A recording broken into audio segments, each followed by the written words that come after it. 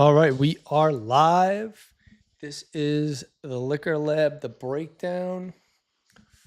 This is the Liquor Lab, the breakdown, episode 13. We are live in downtown St. Pete. Again, subscribe, like, share, subscribe, like, share. I wanted to get online and live as quick as possible. So there's going to be some technical things I got to work out. I think the audio is coming through fine as usual. I'm not even going to check it. So if it didn't go through, whatever. We'll just have to work with what we got. We have a special guest that might interrupt me at all times, and she's in the background already. There she is. She's a hater, but as I say, hate me, love me, comment. That's all I need you to do is engage below, and we'll be good. So let's get right to it today. Let's get right to it today. She's funny. Let's get right to it today. So there's a few things we have we need to talk about, especially with Cash App. Interesting things dropped today from Cash App. I'm going to pull it up right now. Here, I got this email today, so let's pull it up. So I got this email today about borrowing $25. Cash App, borrowing $25. Now, to the trained eye, immediately you're like, damn, I wonder what the interest rate is going to be on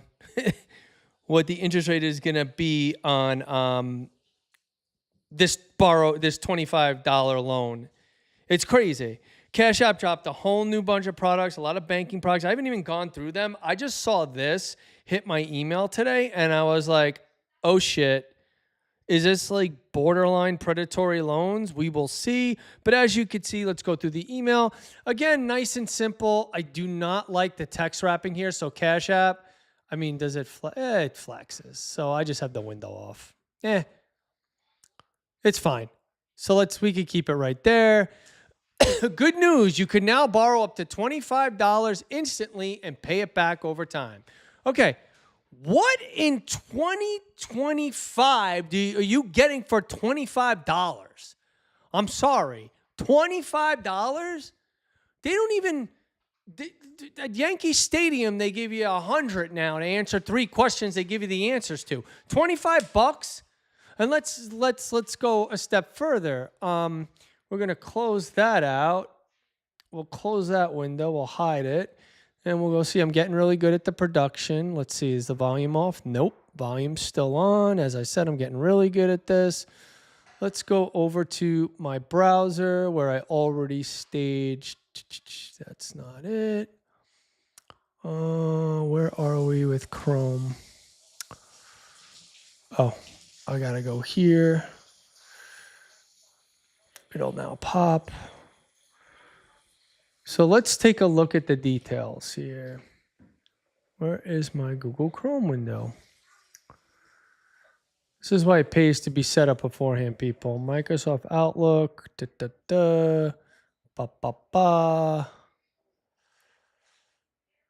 Oh my God. All right, let's close this. Bring it back again because it has to refresh. I don't know why it keeps doing that. Oh, because that's my mic. Oh, what started off smooth is not smooth anymore. I think it'll pop now. Oh, is that it? No. I don't know. Maybe I'm skipping it.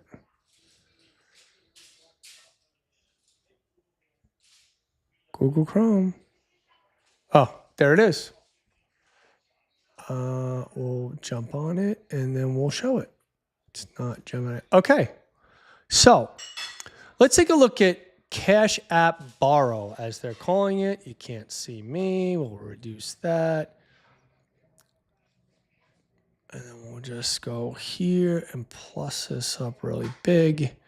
We're actually going to go through all the products they launched today. We're just going to start off with Cash App Borrow. All right. As you could see, Cash App Borrow. Cash App Borrow. Cash App Borrow is now available to eligible customers in 48 states, and first-time borrowers can qualify up to $500. The expansion demonstrates our ability to responsibly offer access to credit. 70% of cash borrow actives have credit scores below 580, yet the product maintains a repayment rate of 97%. 97%. So, long story short, is you're getting so the repayment rate is 97%. Okay, that's fine. That's a good repayment rate, I guess. What is there any? See, they're not even getting it. Let's see what the 3 stars are. Let's scroll to the bottom. Okay.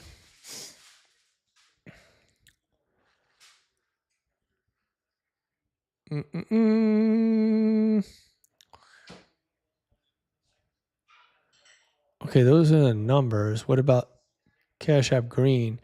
Oh, Cash App Green. So this is their premium benefits. Higher limits for borrowing cash. Unlock borrow limits of $400 for the first-time borrowers and get limit increases to $300. $500 limit includes Cash App Green limit for spend activities. As of October 1st, 2025, the average limit of first-time borrowers spent $153. Ways to deliver. No fee for overdraft. Interesting to know if they're charging interest for this. I mean, if they're not, God bless them. And this is why I like to do these things live, because it would be cool if they weren't, but I doubt that. It's just borrow limits. Yeah, so that's one feature. I think fair resolution, teen save. Okay, so, oh man, am I gonna be able to pull this off today? No, I'm gonna have to put this in a different window, which will be fine. I could do that. Oh, let's check this out together, shall we? Let's go to screen capture. Let's first turn this off. Let's go to screen capture. Window capture.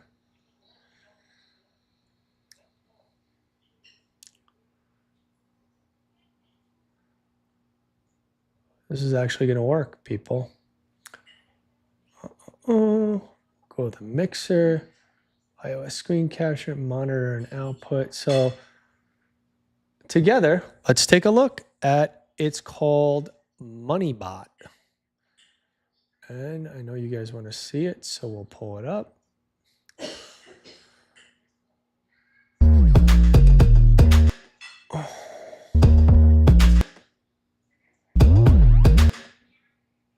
We'll run it through.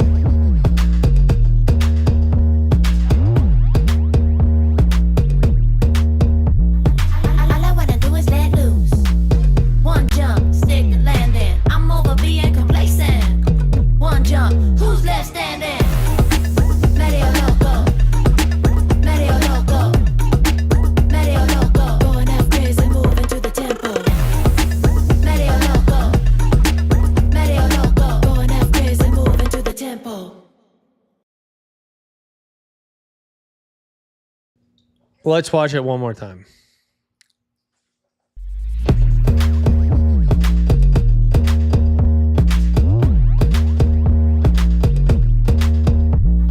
All I wanna do is let loose. One jump, stick the landing. I'm over being complacent. One jump, who's left standing? Medio loco, medio loco, medio loco. Going half crazy, moving to the tempo. Medio loco, going half crazy, moving to the tempo. All right, so very interesting product. I believe it is,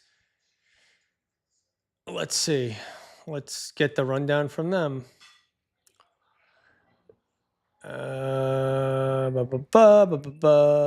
Making, okay. Okay, meet MoneyBot. So MoneyBot is an AI-powered navigation on Cash App. It basically tells you what you're doing in your finances from what I saw with the video. Customers can ask MoneyBot for help surfacing features or finding information about their account balances and transactions. MoneyBot can also help customers better understand their money habits and how to reach their financial goals. I mean, it looks cool. I mean, a lot of this stuff is like what you just saw is a power user's version of MoneyBot. I don't know. There's a few people like I know that could use, let's say, all these trading tools on a desktop trading app to like at capacity. That was an example of MoneyBot at 110. I mean, can it work? It says app that offers contextual insights, actionable suggestions based on a customer's in-app activity.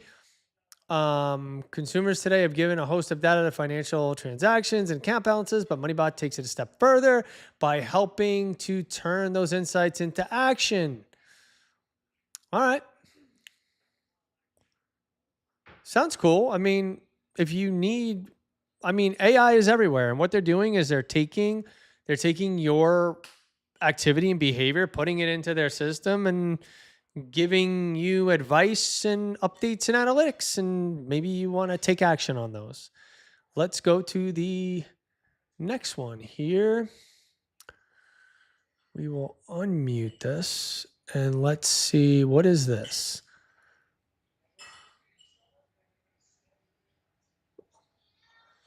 Well, let's watch it together. I'll mute my. We work 9 break 5. We work 9 5. We work break.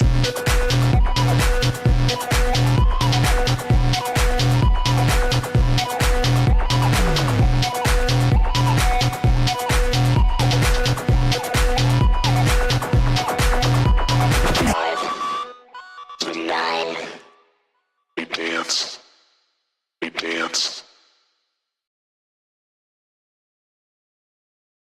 Okay, just my analysis of this, and I guess I've been exposed to the CoffeeZilla gambling expose a little too much. This is your money on steroids gamified. I mean, they're taking your money and all your activities on regarding your finances and just making it as easy as possible to execute, get insights. It's just a super gamified look at your money. I like Cash App. I think it's super easy. It's an easy way to send money. It's an easy way to receive money. It's no frills, big numbers, bold actions. It's a great platform. I really enjoy it. But what I'm seeing right now is this hyper-focused features and benefits that like have this what do they call it? Milestone achievements. I mean, I was working on a whole milestone presentation about telling users to go forward with milestones and do this and do that and achieve and maybe make your first deposit or make your first purchase of a ETF or trade your first or send a Bitcoin. I really had that in a plan. And it's crazy enough, someone told me it was too detailed. Crazy, another show. But yeah, this is exactly kind of this milestone gamification that I did a ton of research on in October, and they're adding it to their app. They probably had it in development a long time before I thought of it, but these things move quickly. We'll see what happens with this. This is interesting stuff, looks easy. But like I said, a lot of the stuff you're seeing is power users that use Cash App on a whole different level than I ever used it. Cool stuff. Let's see if there's anything else coming up here. We had this whole keynote. I wish they just had a feature release. And we watched a few things. Cool stuff from Cash App. let's see what happens in the future. And I would love to see if this milestone in gaming really works, because it is the way we're all trending. And I'm actually going to pull up the CoffeeZilla thing that I didn't play with audio once, so we could get the hang of that, or so we could get the context of what I'm talking about.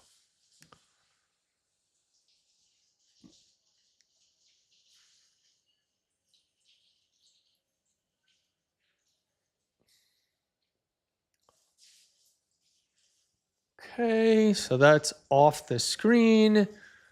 We're going to go to YouTube.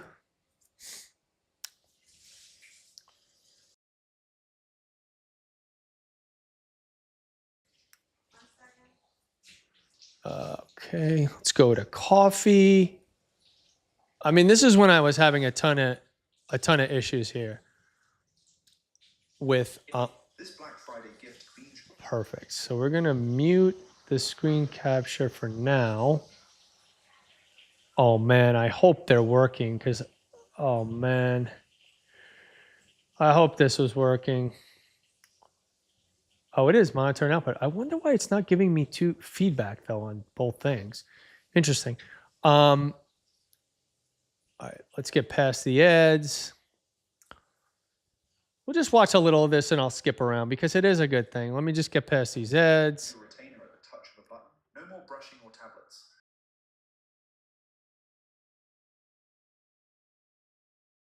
Deep clean oral appliances. After is embraced and celebrated. It grew the most during the meme stock. If you don't understand the rules of power, you will certainly lose to someone who does.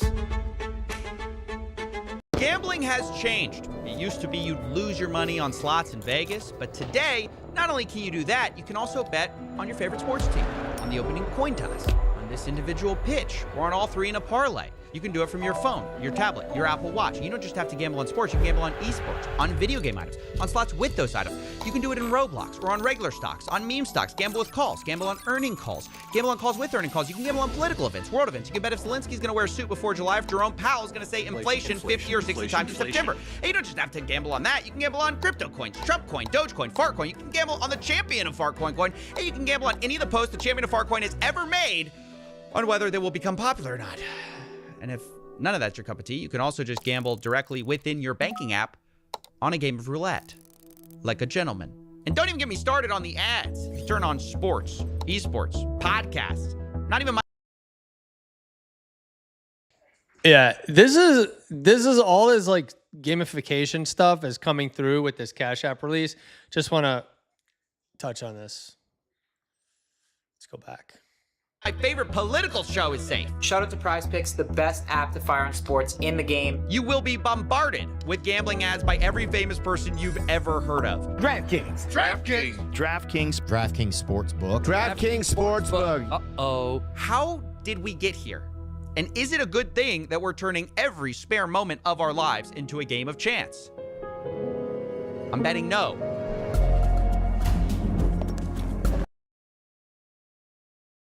Yeah, so Coffee's going to break it all down for you. I'll put a link to that video. I finally got some audio going, so I figured I'd show it to you. But it just, this Cash App stuff had these type of vibes. It's CoffeeZilla vibes, actually. So I just want to let y'all see that. Let's talk NASCAR. Michael Jordan and NASCAR. Let's go right to it. Talk about the lawsuit. So this is this is Dale Jr.'s. This is Dale Jr.'s podcast. I'm just gonna leave it in this window because it'll just come through anyway. Yeah, we could show that. We'll go right there. So we'll just show Dale Jr.'s podcast. How can we make this go away? Oh man, so Why is this not going away? I would say here's Okay, this is one of the people that own NASCAR, and Michael Jordan is suing. Nick's brothers or something, I forget forget what the name is, but these are the guys that Jordan and his racing team and Hendricks Racing is suing, I believe. So let's take a listen. By the way, they do not want to go to court. This is clear. They do not want to go to court. They want to do mediation because things are already coming out in court and it's not looking good for NASCAR. Here's what I can say. I can't get into too many details, Sure. right? But what I can say is we didn't bring a lawsuit. We don't want a lawsuit. I've spent 30% of every day working on a lawsuit versus talking to fans and getting the sport going, which is really tough. We filed something yesterday, and we asked for the court to set up a mediation. The reason we did that is because we had a mediation in New York. I can't get into the details. We don't want to be in court. Don't get me wrong. We'll defend ourselves in the sport to no end, but we want to see this go away. So our next step was to try and get in front of a judge in Charlotte and just say, hey, what can we do here? Make this go away. That's our goal. Still not sure what the other side wants. We don't believe it's a case that's a monopoly. We believe it's a contract dispute, which it is what it is. But our goal is to make. Yeah, a contract dispute that imagine if the Tampa Bay Lightning, Tampa Bay Bucks, New York Knicks, all these teams every 7 years had to pay a franchise fee. It's a contract dispute because they're making them sign a contract every 7 years and paying a franchise fee for every 7 years. I believe Jordan has spent over $20 to $40 million of his own money fighting this and fighting their monopoly. I believe it's in a monopoly. They own all the racetracks. It's right there. They don't put these things through and take these leagues. It's kind of like the Gruden lawsuit. They don't take these deals through and through unless there's a leg to stand on. And it's just blatant here. And he's backpedaling. He's out there. This guy's out there trying to get mediation and keep him out of the courts because they need to stay out of the courts. Make this thing go away and get back to racing. Let's talk about the lawsuit. How can we make this go away? Let's see. Let's go to the clips here. See what.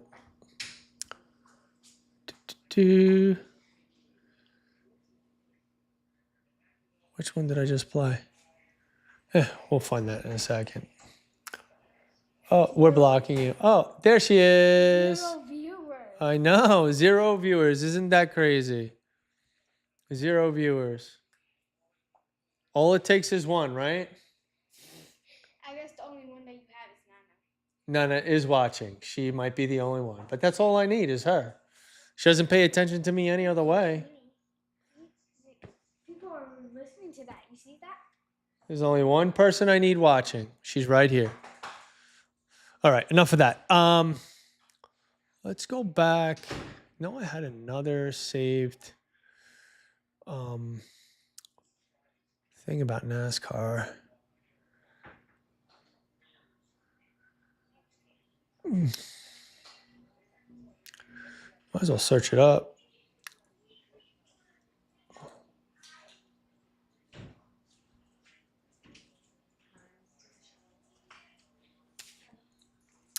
Where is the latest? Top?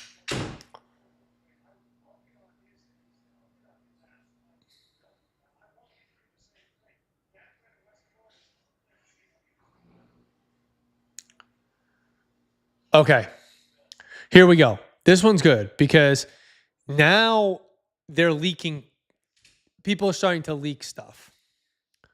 This I did say, so.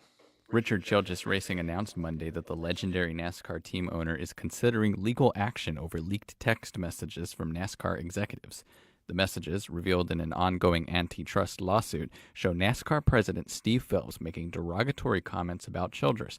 Childress is one of NASCAR's most successful owners with 6 Cup Series championships. His organization has competed since 1969. RCR released a statement calling the comments insensitive and defamatory, saying they reflect how certain NASCAR executives have historically treated team owners devoted to strengthening the sport. The text emerged from the federal lawsuit filed by Michael Jordan and Denny Hamlin's 2311 Racing and Front Row Motorsports that challenges NASCAR's charter system. RCR says it's discussing legal options with counsel. The antitrust trial is set to begin December 1st. Richard Childress.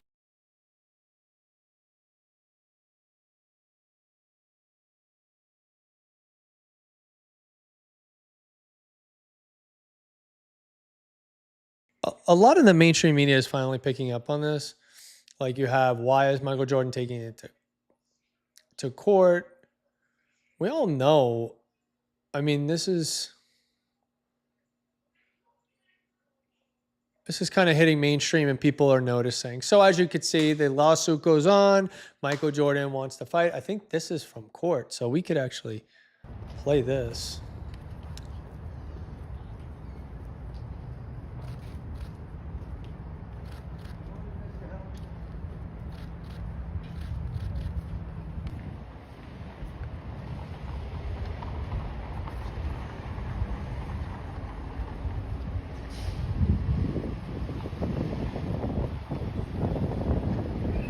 Jordan still wears his suits as if he's walking into the United Center. Let's be honest.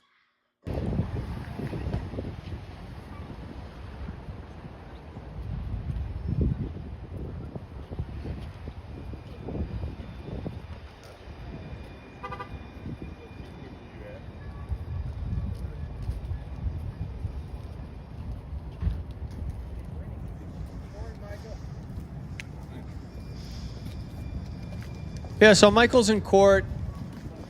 Whole legal team is there, and they're ready to fight. And like I said, Michael is still wearing his suits like he's walking into Chicago Stadium or the United Center. It's funny. He's still got that same fashion he's always had. So, interesting one there. We will cut that window right now. Okay, so a lot of news happening today in the world of sports marketing. Your Nike today announced that they're cutting 2 C-suite jobs. And I'm going to just read the article. Let's pull it up. Boom. Enlarge it. So, Nike announces senior leadership changes to accelerate win now actions. So basically, I just changes to our senior leadership team and further that further remove layers, and continue to bring us closer to the athletes in the marketplace. We're establishing the role of EVP, Chief Operating Officer, reporting to me to better communicate our operations and integrate technology more seamlessly into our sports. Did you comment in the chat? Did I? No. Our sport offense, senior supply chain officer, So basically what they're doing is they eliminated the EVP. We've eliminated the EVP, Chief Technology Officer role on the SLT, and Dr. Mooj Dogan will leave the company. I want to thank Mooj, blah, blah, blah. Additionally, as we seek to move faster in service of athletes to strengthen our leadership team. What? Nothing. As part of this shift, we're eliminating the role. So what they're basically doing is they're taking away layers. They're taking away layers that make decisions, that actually get in the way of decisions, believe it or not. What?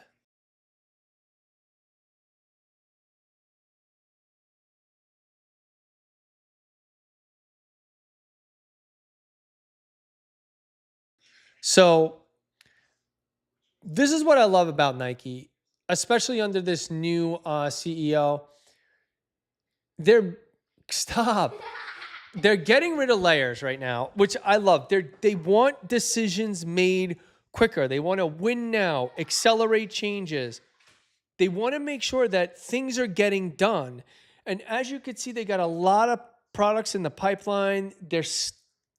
You can tell there's a new design look and feel. You could look at the Sabrinas and some of these other shoes, and you could see that it's just the same kind of template over and over again, constantly. So I like this change. I think there always should be less layers because it gives people more, it empowers more people.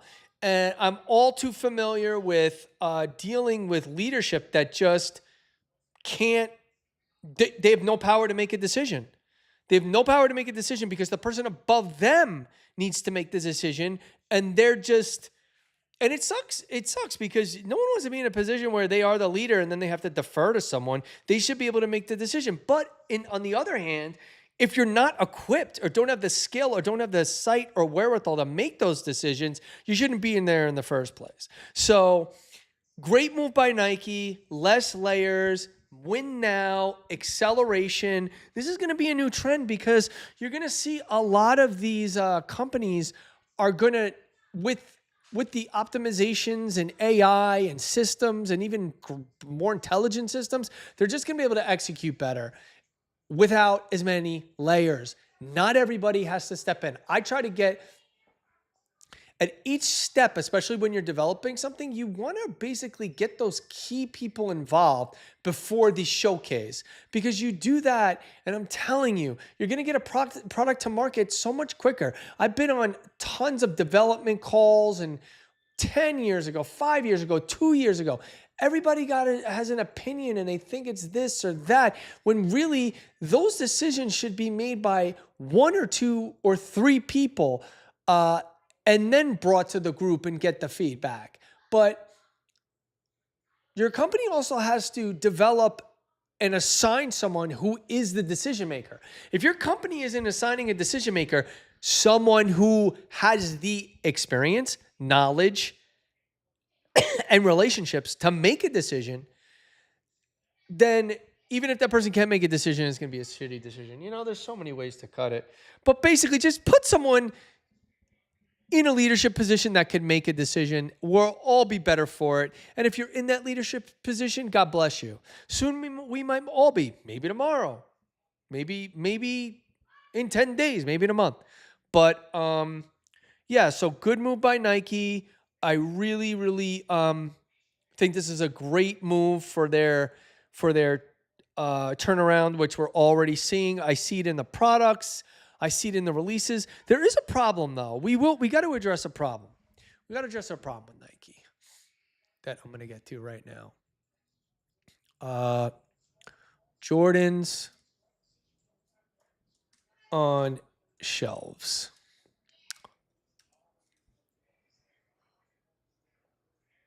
Here we go. Almost every new Air Jordan sitting on a shelf. When was this up? It's too far.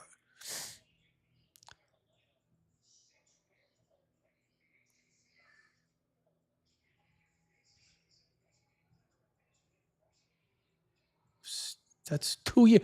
I hate when they give me stuff that's not relevant.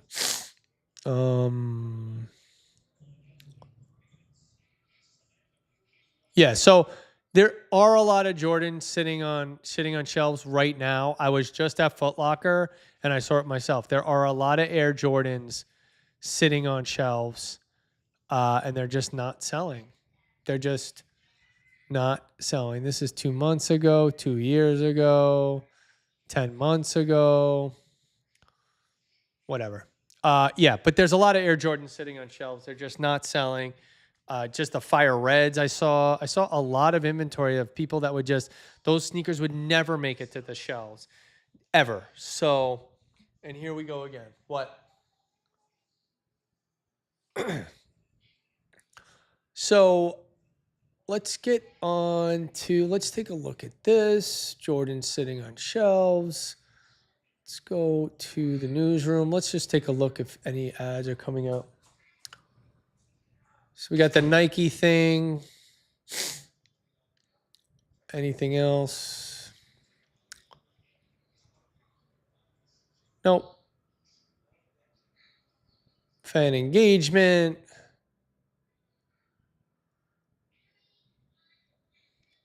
You know what I'm worried about? Oh, this is kind of cool. Oakland.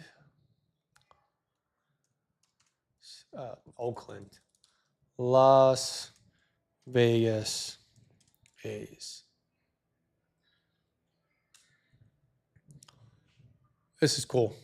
We're gonna definitely want this to go in a new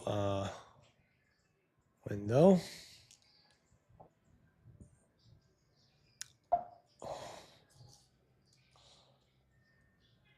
Okay, so they unveiled their new ballpark, like a really. Here we go. Hey, it's Adam with Vanish. Hey, Adam. All right, so what you just seen right there. All right, so the old Tropicana Hotel and Casino imploded last year to make way for a new era of sports in our valley. That site being transformed into a ballpark that will be the new home of the Las Vegas A's. While the team isn't expected to debut here until 2028, there is a new immersive experience that'll make you feel like a major leaguer yourself. Our sports director Brian Salmon joins us here in the studio. I've been reading about this immersive experience. I got to tell you, I'm intrigued. And you saw it for yourself today. At a scale of 1 to 10, how good is it? It's probably like a 1 plus a 5, like 15. Really? Yeah. It's that cool. It's really, really cool. Good. Super, super cool. Yeah. I can't wait for you to see some of this video here because the stadium, it is done. It only took 6 months to build. Can you believe it? Yeah. Well, it's a new replica stadium. The replica stadium is done, and it's on display at the new A's Ballpark Experience.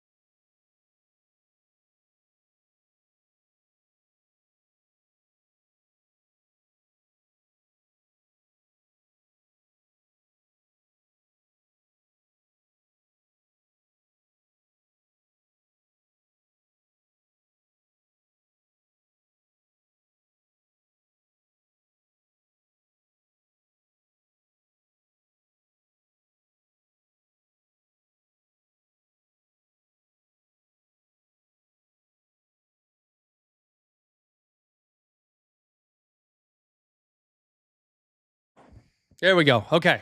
So, sorry for the delay. What you just saw, this banter right here, is the systemic problem with newscasts and newscasters. The banter and the well, hey, Jim, it's been built in 6 months. Oh, not the real stadium. Like, come on, guys. It's 2025, 2026. We can't be doing this stuff. I digress.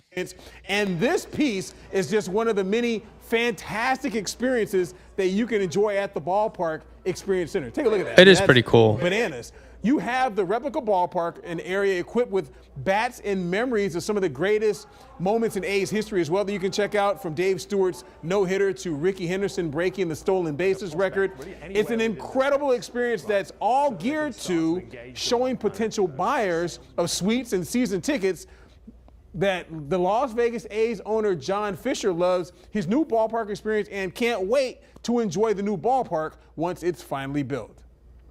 And what we've tried to achieve here with our Experience Center, but also in our stadium, is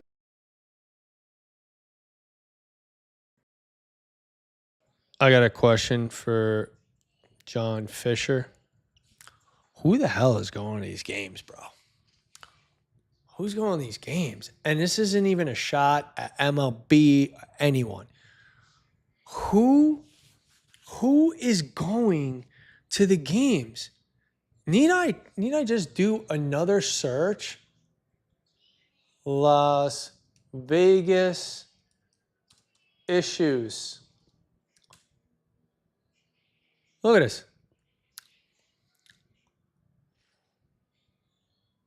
Las Vegas is broken. Las Vegas is dying. Las Vegas. Hold on, right here. Let's zoom it in. Oh, shit. Las Vegas is currently facing problems, including a tourism slump driven by high costs, declining safety perceptions. Okay. And economic pressures affecting both tourists and workers. Visitors are put off by the rising price of hotels, food, entertainment, and while the local workers face increased living expenses and stagnant wages, safety concerns related to homelessness, mental health challenges, and scams. Along with the blah, blah, blah, blah, blah. You're saying it all. Nickel and diming, safety. There's an account called Las Vegas Issues. Let's take a look. Let's dive in, people. Might as well. When is this post?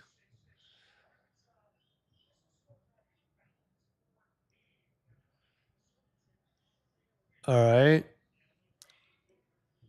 This is old. This is an old thing. Yeah, so a big thing. Oh, here we go. We gotta probably unmute this. We do in part to Las Vegas reinventing itself once again. In previous downturns, including the early 80s and in the years after the 2007 recessions and high unemployment stifled tourism.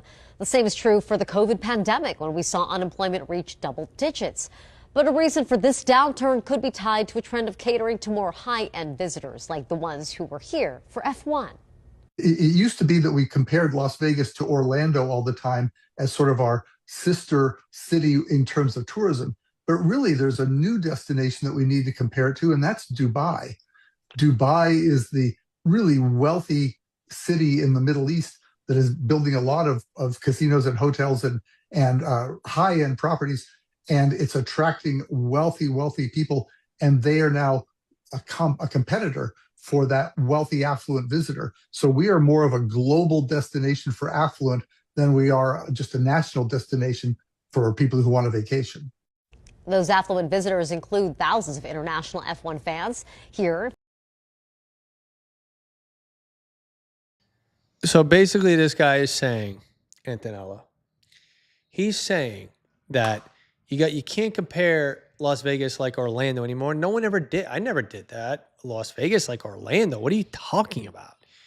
He's just covering that tourism is down, but he's saying it's more affluent people. I don't think so. There's a big problem. Who is going to go to the baseball game? Who's going to go?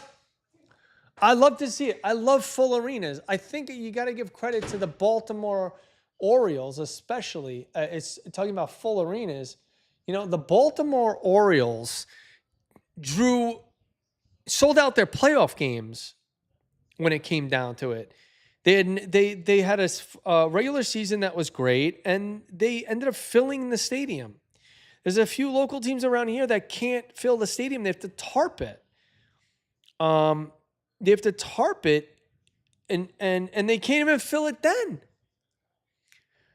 So hats off when there's a full stadium. I really hope people show up in Vegas. It's a big thing. They're putting a lot of money into that stadium. The stadium looks great.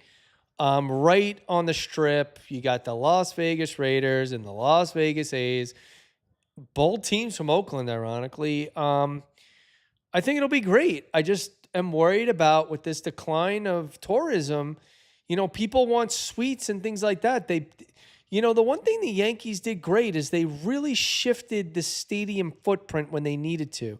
They took away the stands in the outfield. They took away bleachers and made it standing room only. I remember when I first went to the new Yankee Stadium, they didn't want you standing anywhere in that first concourse. You couldn't stand up against the metal tables there. They prohibited it. I mean, they sold them as seats. I know that. And then they prohibited you getting close to that. So interesting stuff in Vegas. Who knows what's going to happen? There's a lot of things up in the air, but the stadium looks great. A lot of things going on there. So let's go to let's just see if there's anything we want to, no. We don't want to watch bad news. So let's pull up the last story of my day. And I don't have it right now. Oh, there she is. Hey, what's up? We got one viewer. Hey, one viewer. Thank you. If you want to comment, you're not a bot. I mean, God bless you. God bless America.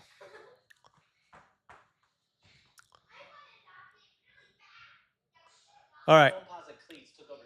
Here we go. Now, I have to tell you, what? Before I got into this, I saw this the whole weekend. We're just going to go over the Foamposite Cleats. I noticed that on Thanksgiving, all of the Nike's top athletes are wearing these Foamposite Cleats. They even said, what's his name got a pair but didn't wear them, CD Lamb. Usually happens, they wear them in the pregame like this, like Jordan says, and then they opt for something that's more comfortable or they're used to. A lot of players, they'll wear cleats. If you really pay attention, they wear cleats. Come on. They wear cleats. They wear cleats and they wear cleats and they usually switch by halftime. You could see it when they're trying a prototype boot in soccer or football, or in American football, you'll see they'll opt for what they're used to if it's something new. So I know you're on. That's why. All right, fantastic. You're the star of the show. All right, so let's take a look at this. Jordan Rogers, my favorite.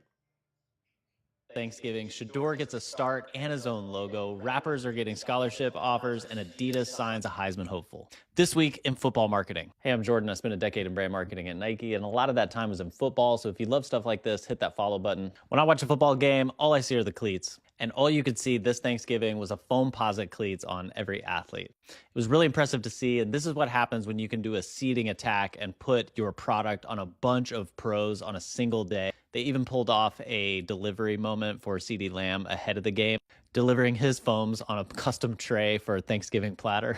And an unfortunately familiar move for a lot of athletes. CD was probably the only athlete not wearing the Foamposites on Thursday. This is one of the only downsides to working with athletes who march to the beat of their own drum. It's often the thing that makes them the most marketable, but the thing that makes them hard to toe the company line. This is not a huge deal, but I'm sure Nike would have loved to see him on the field. If you want to know why big sneaker companies don't do cleats more often, it's because the buying cycle is really inverted. This is a huge part of the video that everyone needs to pay attention to, is that a lot of times no one at companies is actually doing the research about like buying cycles, what people do, knowing the data. I mean, I was insisting on getting data about what happened about, ebbs and flows of the market and how we saw people come and go from the site, and people not looking into this enough. A billion-dollar company like Nike does this kind of research. This is basic stuff. Meet your customer where they are at. Analyze their buying habits, create a new buying habit, but know what they do prior to inventing something new. And this is a great example and some industry insight about how cleats are bought and sold in the market. Take it away, Jordan, my friend. So this week is when a lot of the state high school championships have already happened. And football players are only buying cleats from the age of probably 7 to 17. No one buys football cleats for themselves after the age of 18. You're either playing for a college where they provide them or you age out of the sport. Last I looked, you could get these in most sizes available on the site, so go grab some if you need them. Speaking of on the field, Shador Sanders finally saw it, and Nike started to unveil the logo for Shador. I think this is the first logo we've seen for a backup athlete, and they even dropped a shirt, which you could get as well. But maybe he will continue to be the starter. Either way, I want to see him play, and I hope he does great. All right. Love me some Shador. Give me this. You're on. I see you. Love me some Shador. Thank you, Antonella, for watching and annoying me through this whole video. I love you, and this is going to be permanent. What? Yeah, I'm ending. I got nothing else to talk about. What, you want to talk about something? Talk about Okay, we're going to take a turn, and we're going to just interview Antonella. So hopefully somebody... It's like really delayed. Yeah, I know, because it's live. Oh my gosh. All right, so tell me about Cat's Eye Ants. They're cool. Okay, no, give me the history of Cat's Eye. They debuted by Dream Academy. What? They debuted. They debuted? They debuted. Debuted. Yeah, they debuted on Dream Academy. Okay, that's it? Cat's Eye's over? No, Cat's Eye is good. Okay. All right, I guess. Antonio, you wanna tell everybody what we're gonna do for the next episode? Go ahead. Don't touch it because don't touch this. It's gonna. Go ahead. What are we gonna do? Turn this off. DoorDash versus Uber Eats, and I think DoorDash is better. Whoa! You're not supposed to give it away. Well, we'll see what she thinks. All right, that's it for the breakdown, episode 13. We talked about a lot. Just a really spontaneous thing. I want to make sure I go live every week.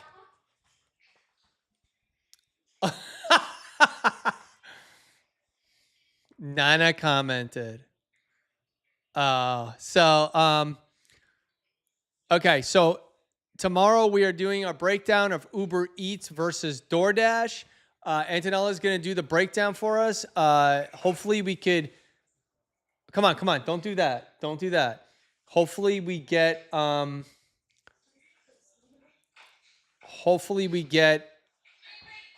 don't know what to say. Thank you for watching. Thank you for the comments. I really hope you enjoyed this. Wanted to go live. Again, subscribe, like, share, hate it, love it. I really don't care. Subscribe, like it, and share. Hate it, like it. I really don't care. I just made up a rhyme.